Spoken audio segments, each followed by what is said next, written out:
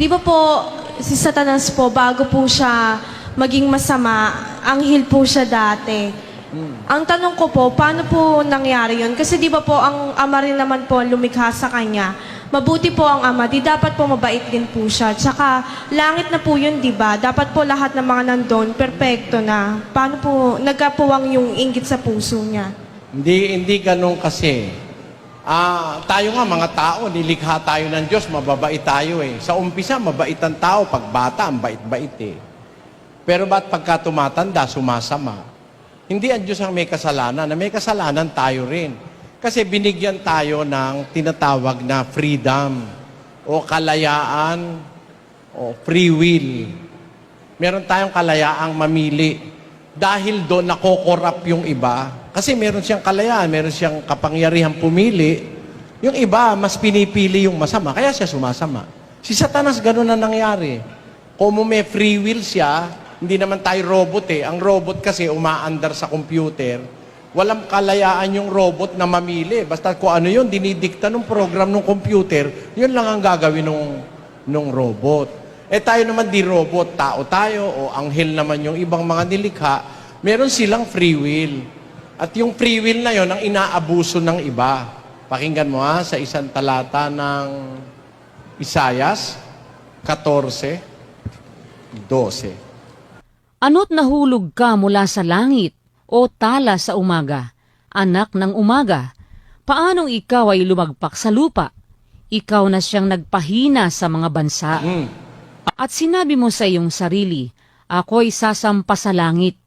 Aking itataas ang aking luklukan sa itaas ng mga bituin ng Diyos. At ako'y uupo sa bundok ng kapisanan, sa mga kaduluduluhang bahagi ng hilagaan. Ako'y sasampa sa itaas ng mga kaitaasan ng mga alapaap. Ako'y magiging gaya ng kataas-taasan. Gusto niyang makigaya sa Diyos eh. Gusto niya pumantay sa Diyos, kaya siya sumama eh. Sasampay ka ako dun sa dulo ng hilagaan at ako'y magiging gaya ng kataas-taasan. Tuloy. Gayon may mabababa ka sa libingan, sa mga kaduluduluhang bahagi ng hukay. Kaya siya ibinaba eh. Nagpapakataas siya. Yun ang sabi ni Kristo, ang nagpapakataas, mabababa. Ang nagpapakababa, matataas. Yun ang dahilan. Nagpakataas kasi Satanas, nagpalalo, sumobra epekto. Merong ganun tao eh. Pagka pinabayaan mo, sumusobra, umaabuso. Sabi ng Tagalog, umaabuso. Ang bata, pag bata, matuwid. 7:29 ng Ecclesiastes. Narito, ito lamang ang aking nasumpungan, na ginawang matuwid ng Diyos ang tao, ngunit nagsihanap sila ng maraming katha. Ginawa ng Diyos na matuwid ang tao. God made man upright, but they sought out many inventions. Yun. Kaya sumasama ang tao. Humahanap siya ng katha, yung sarili niyang gusto. Ayaw niya sumunod sa Diyos. Yan po. Ganon din ang nangyari kay Satanas. Yan ang dahilan niya. Pagdating po ng 1,000 taon, ikukulong po muna yung si Satanas po. Ang nakalagay po kasi doon sa English, bottomless pit. Pete. Saan po yun? Hindi ko alam yun, Hindi ako interesado at ayoko sumama roon. Alam mo kasi, ang tawag doon tartaru sa Griego. Doon siya ikukulong. Ang kahulugan nun, bottomless pit. Termino ng tao yun eh. Kung maiisip mo, termino ng tao yung tartaru o kaya yung bottomless pit. Kasi kaya bottomless, napakalalim. Pero hindi totoong kung sa Diyos mo papasukat, hindi pwedeng bottomless eh. Sa Diyos kasi lahat ng bagay may sukat. Tayo lang ang nagsasabing walang sukat kasi hindi natin kayang sukatin. Yung langit nga, hindi natin masukat eh, di ba? Pero sa Diyos may sukat yun eh. Nung gawin niya yun, may sukat eh. Pakinggan nyo, sa Job. Saan ka nandoon nang ilagay ko ang mga patibayan ng lupa? Ipahayag mo kung mayroon kang unawa.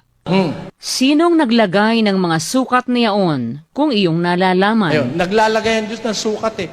Kaya may sukat lahat ng ginawa niya eh.